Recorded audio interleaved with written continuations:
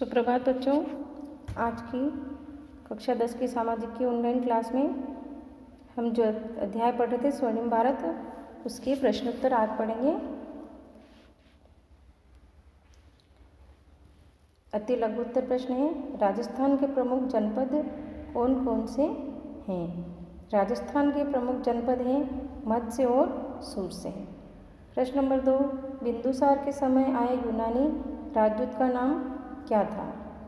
इसका नाम था डायमेकस। प्रश्न नंबर 3, पुराणों में अशोक का नाम क्या मिलता है? पुराणों में अशोक का नाम देवानाम प्रियता देवांश प्रियदर्शी, यानी इसमें अशोक को इस नाम से जाना जाता था। प्रश्न है, अंतिम मौर्य सम्राट कौन था? बृहदत्त अंतिम मौर्य सम्राट था। अगला प्रश्न, पतंजलि किसके शासनकाल में हुए थे? पतंजलि शुंग वंश के शासक पुष्यमित्र के काल में हुए थे। प्रश्न 8, सातवाहन वंश के सबसे प्रतापी राजा का नाम क्या था? इसका उत्तर है शातकर्णी प्रथम। अगला प्रश्न है, इलाहाबाद प्रशस्ति का लेखक कौन था? वह किस दरबारी कवि था, यानी वो किस शासक का दरबारी कवि था? इसका उत्तर है इलाहाबाद प्रशस्ति का लेखक हरिसेन था। वह समुद्रगुप्त का दरबारी कवि था। अगला प्रश्न है, अशोक के धम्म का सार लिखिए। इसका उत्तर है अशोक का धम्म। मौर्य शासक अशोक ने मनुष्य की नैतिक उन्नति के लिए जिन आदर्शों का प्रतिपादन किया उन्हें धम्म कहा गया। अशोक ने धम्म की परिभाषा दूसरे व 7वें स्तंभ लेख में दी गई। अशोक के अनुसार पाप कर्म से मुक्ति, विश्व कल्याण, दया, दान, सत्य एवं कर्म शुद्धि ही धम्म है। अशोक द्वारा प्रतिपादित धम्म की आवश्यक शर्तें हैं माता पिता, गुरु व बड़ों की सेवा करना, समस्त प्राणियों से श्रेष्ठ व्यवहार करना, किसी भी प्राणवान जीव जंतु के प्रति अहिंसा की भावना एवं सन्यासियों, भिक्षुओं, ब्राह्मणों, आश्रितों, सेवकों व दीन दुखियों से श्रेष्ठ व्यवहार करना अशोक की मान्यता थी। इन उपायों से पाप रहित होने में सहायता मिलती है। अशोक का धम्म मानवतावादी सदाचार प्रधान धम्म था, जो अधिकतम जन कल्याण की सार्वभौम भावना का प्रचार करता था। अगला प्रश्न है, समुद्रगुप्त के सांस्कृतिक योगदान को स्पष्ट कीजिए। इसका उत्तर है समुद्रगुप्त का सांस्कृतिक योगदान। समुद्रगुप्त प्रथम के पश्चात उसका पुत्र चंद्रगुप्त प्रथम के पश्चात उसका पुत्र समुद्रगुप्त सम्राट बना। इलाहाबाद प्रशस्ति, अभिलेख, एरण अभिलेख एवं प्राप्त मुद्राओं से समुद्रगुप्त के बारे में जानकारी मिलती है। समुद्रगुप्त को भारत का नेपोलियन भी कहा जाता है। समुद्रगुप्त स्वयं श्रेष्ठ कवि था। उसने कविराज की उपाधि धारण की थी। वह विद्वानों का आश्रयदाता था। प्रकांड विद्वान हरिसेन उसके दरबार की विभूति था, जिसने इलाहाबाद प्रशस्ति की रचना की। वह कला प्रेमी था। उसे संगीत व ललित कलाओं में विशेष रुचि थी। उसकी वीणा बजाते हुए मुद्रा भी मिली है। वह विष्णु का भक्त था, परंतु दूसरे धर्मों का भी समान रूप से आदर करता था।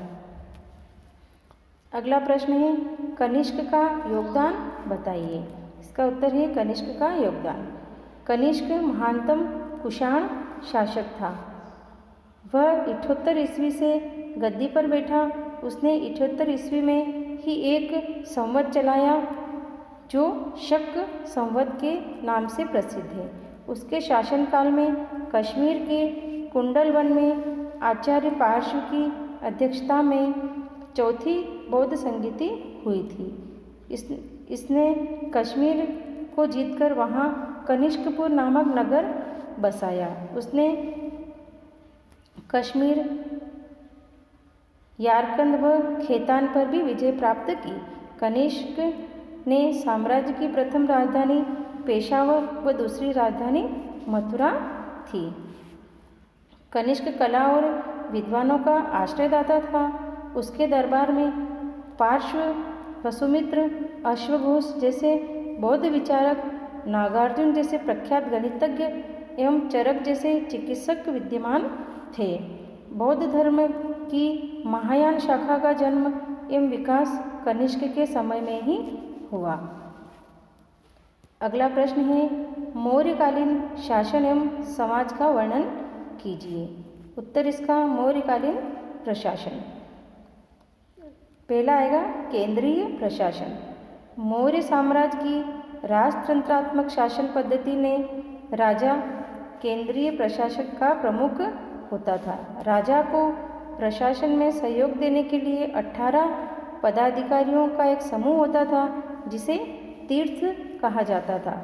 सबसे महत्वपूर्ण तीर्थ मंत्री, पुरोहित, सेनापति एवं युवराज होते थे।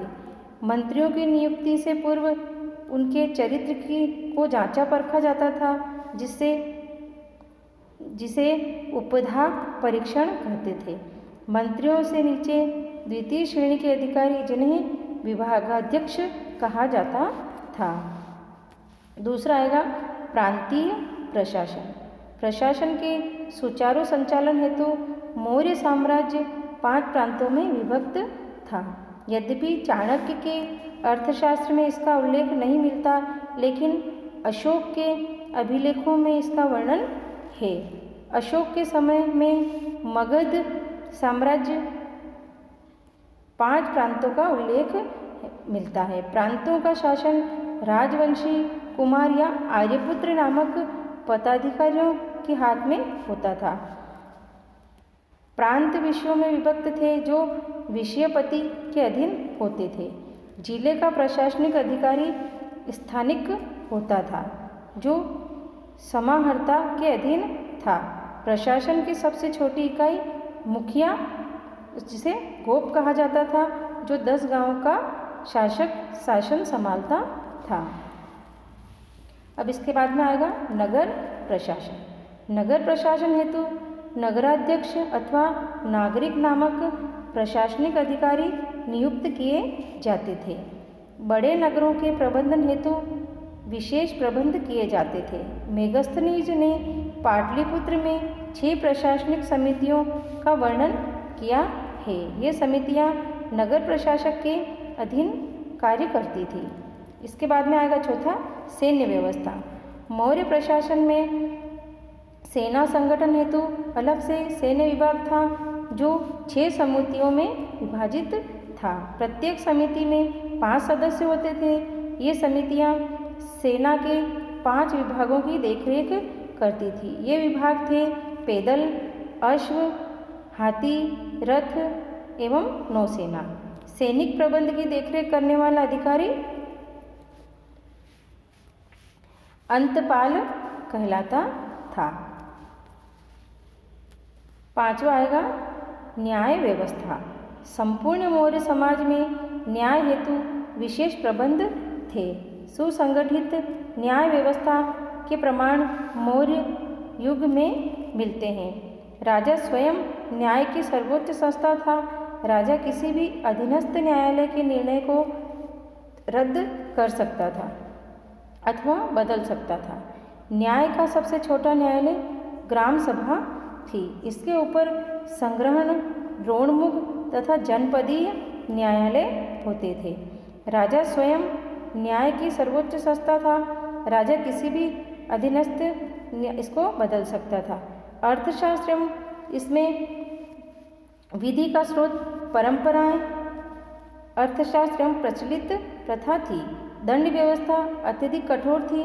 छोटे अपराध के लिए भी अंगच्छेदन का दंड प्रचलित था। मेगस्थनीज ने लिखा था कि मौर्य काल में चोरी नहीं होती थी। यह श्रेष्ठ तथा निष्पक्ष न्याय एवं दंड व्यवस्था की पुष्टि करता है। कौटिल्य ने भी अपराध के दंड स्वरूप का उल्लेख किया है। अब देखेंगे हम मौर्यकालीन समाज। मौर्यकालीन समाज के बारे में कौटिल्य के अर्थशास्त्र, मेगस्थनीज के इंडिका और अशोक के अभिलेखों से जानकारी होती है। मौर्ययुगीन समाज में वर्ण व्यवस्था का कठोर स्वरूप परिलक्षित होता है। कौटिल्य ने वर्ण व्यवस्था को सामाजिक संगठन का आधार कहा है। कौटिल्य ने चारों वर्णों के व्यवसाय भी निर्धारित किए हैं। 4 वर्णों में के अतिरिक्त कौटिल्य ने अन्य जातियों जैसे निषाद, पराशव, रथकार, क्षता, वैदेहक, शुद्ध, चांडाल आदि का उल्लेख भी किया है।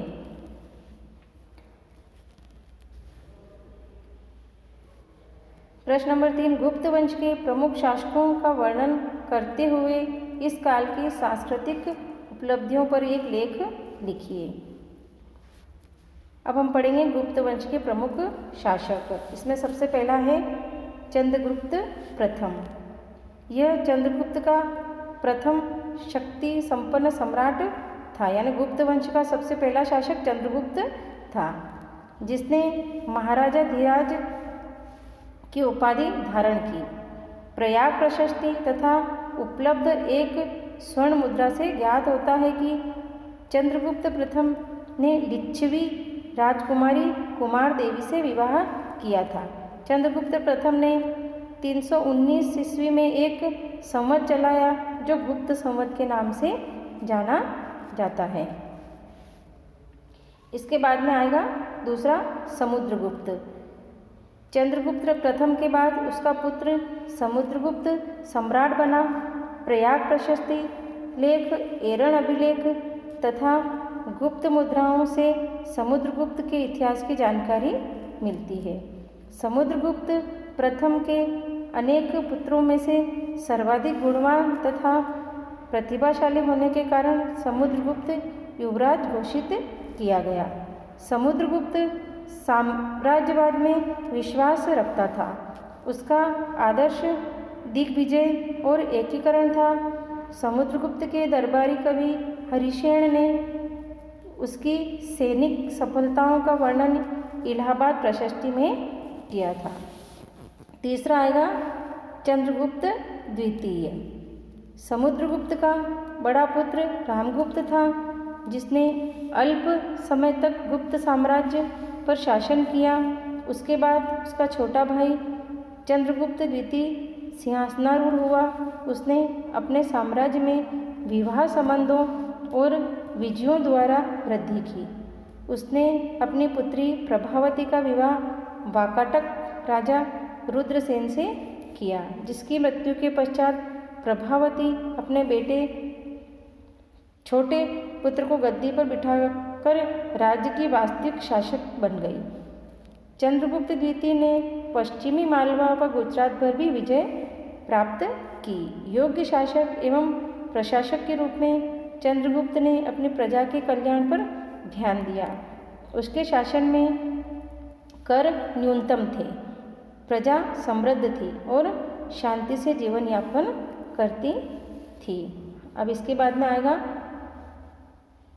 चौथा कुमारगुप्त महेंद्रादित्य। चंद्रगुप्त द्वितीय के बाद उसका पुत्र कुमारगुप्त शासक बना। कुमारगुप्त ने नालंदा विश्वविद्यालय की स्थापना की। उसका राज्य सौराष्ट्र से बंगाल तक फैला हुआ था। अपने शासन के अंतिम दिनों में उसने पुष्यमित्र से विद्रोह का सामना करना पड़ा।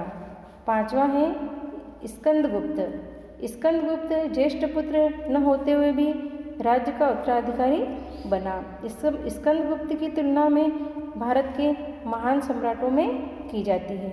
एक विजेता के रूप में उसने युवराज पद पर रहते हुए भी गुप्त साम्राज्य को समस्याओं से मुक्त किया। शासक के प्रारंभिक 12 वर्षों तक उसने अनेक युद्ध किए, जिसमें पूर्ण विजय सर्वाधिक महत्वपूर्ण था। स्कंदगुप्त ने मौर्यों द्वारा निर्मित सुदर्शन झील का जीर्णोद्धार करवाया। अब कुछ प्रश्न हैं वैकल्पिक, ये देख लेते हैं। बौद्ध ग्रंथ अंगुत्तर निकाय में कितने जनपदों का उल्लेख मिलता है। तो इसका आंसर है 16 जनपदों का। निम्नलिखित में महाजनपद नहीं था, कौन सा नहीं था? आमेर। निम्नलिखित में से राजस्थान से संबंधित महाजनपद सभी हैं, मत्स्य, जांगल और शूरसेन। तक्षशिला किस महाजनपद की राजधानी थी? इसका उत्तर है गांधार। निम्नलिखित में सबसे महत्वपूर्ण जनपद था ये मगध। निम्नलिखित में से किस राज्य के राज्य चिन्ह में जय जांगलधर बादशाह लिखा मिलता है? तो इसका आएगा बीकानेर। मौर्य वंश के शासक संस्थापक कौन थे? चंद्रगुप्त मौर्य।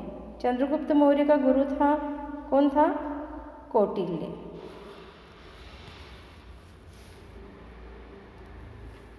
अति लघु उत्तर प्रश्न है, प्राचीन काल में हमारा क्या आदर्श था? इसका उत्तर है, प्राचीन विश्व को परिवार के रूप में माना, सभी के कल्याण एवं स्वास्थ्य की कामना करना। द्वीपांतर किसे कहा जाता था? समुद्र पार भारतीय प्रदेशों को द्वीपांतर कहा जाता था। प्रश्न नंबर 3, महाजनपद काल की अवधि बताइए।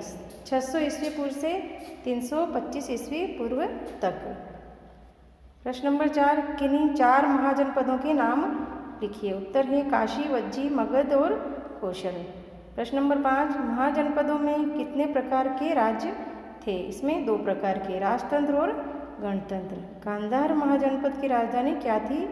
तक्षशिला।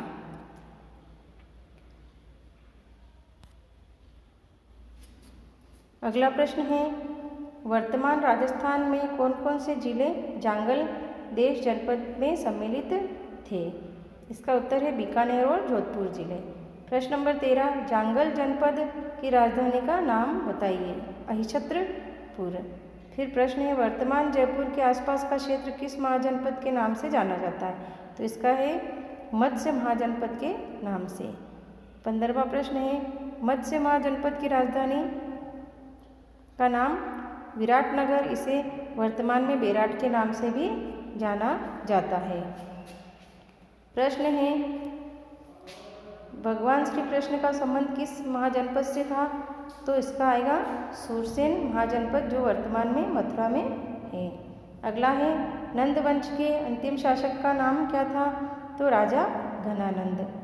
अगला प्रश्न, प्रथम मौर्य सम्राट कौन था? चंद्रगुप्त मौर्य। प्रश्न, चंद्रगुप्त मौर्य के गुरु कौन थे? कौटिल्य। अगला प्रश्न है, चंद्रगुप्त मौर्य ने कब व किस यूनानी शासक को पराजित किया था? उत्तर है 305 ईस्वी पूर्व में सेल्यूकस निकेटर को। प्रश्न है, मेगस्थनीज कौन था? मेगस्थनीज यूनानी राजदूत था, जिसे यूनानी शासक सेल्यूकस निकेटर ने चंद्रगुप्त मौर्य के दरबार में भेजा। इसने इंडिका नामक पुस्तक की रचना की। प्रश्न है, मौर्य शासन के न्यायिक शासन का सर्वोच्च अधिकारी कौन होता था? तो इसका उत्तर है राजा। चाणक्य के अनुसार शासन के 4 अंग कौन कौन से थे? इसका उत्तर है धर्म, व्यवहार, चरित्र और शासन। मेगस्थनीज द्वारा लिखा ग्रंथ इंडिका। कौटिल्य ने सामाजिक संगठन का आधार किसको माना? वर्णाश्रम व्यवस्था को माना। सांची स्तूप किसने बनाया? मौर्य शासक अशोक ने। अशोक स्तंभ कहाँ है? सारनाथ में। अर्थशास्त्र में कितने प्रकार के न्यायालयों का वर्णन मिलता है? अर्थशास्त्र में 2 प्रकार के न्याय, धर्मस्थनीय न्यायालय और कंटक शोधन न्यायालय। पुष्यमित्र कौन था? पुष्यमित्र मौर्य शासक बृहदत्त का प्रधान सेनापति था। उसने बृहदत्त को मारकर 185 ईस्वी पूर्व शुंग वंश की स्थापना कर राज सिंहासन पर अधिकार कर लिया। पुष्यमित्र द्वारा किए गए अश्वमेध यज्ञ का पुरोहित कौन था? प्रसिद्ध व्याकरणविद पतंजलि। अगला है, किस चालुक्य वंशीय राजा ने अश्वमेध यज्ञ किया था? तो पुलकेशिन प्रथम ने। फिर चालुक्य राजा विक्रमादित्य के जीवन पर आधारित विक्रमादेव चरितम नामक ग्रंथ के रचयिता कौन थे? प्रसिद्ध कवि विल्हण। मिताक्षरा क्या था? मिताक्षरा हिंदू कानून का एक आधिकारिक ग्रंथ माना जाता है। इस ग्रंथ के प्रसिद्ध विधिवेत्ता विज्ञानेश्वर थे, जो चालुक्यों की राजधानी कल्याणी में ही रहते थे।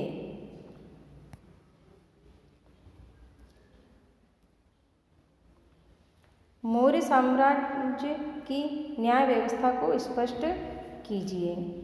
मौर्य साम्राज्य की न्याय व्यवस्था। संपूर्ण मौर्य साम्राज्य में न्याय हेतु विशेष प्रबंध थे। सुसंगठित न्याय व्यवस्था के प्रमाण मौर्य युग में मिलते हैं। न्याय का सबसे छोटा न्यायालय ग्राम न्यायालय थे। ऊपर संग्रहण, द्रोणमुख तथा जनपदीय न्यायालय होते थे। राजा स्वयं न्याय का सर्वोच्च संस्था थी। राजा किसी भी अधीनस्थ न्यायालय के निर्णय को बदल सकता था। नगरों के न्यायाधीशों को व्यावहारिक महात्म एवं ग्रामीण न्यायालय के न्यायाधीशों को राजुक कहा जाता था। न्यायालय दो प्रकार के होते थे। धर्मस्थीय न्यायालय, ये दीवानी न्यायालय थे जो लोगों के परस्पर मामले सुनते तथा न्याय करते थे। इनमें से धर्मस्थ या व्यवहारिक एवं 3 अमात्य होते थे, जो धर्मशास्त्रों का पूर्ण ज्ञान रखते थे। अगला आएगा कंटक शोधन न्यायालय। ये फौजदारी न्यायालय थे। इनमें 3 न्यायाधीश एवं 3 अमात्य होते थे। ये कुछ एक सामान्य एवं व्यक्ति के मध्य विवाद मामलों में न्याय करते थे। मौर्य युग में न्याय पक्षपात रहित तथा पूर्णतः विधि पर आधारित था। आज की ऑनलाइन क्लास में इतना ही। अगला हम कल पढ़ेंगे।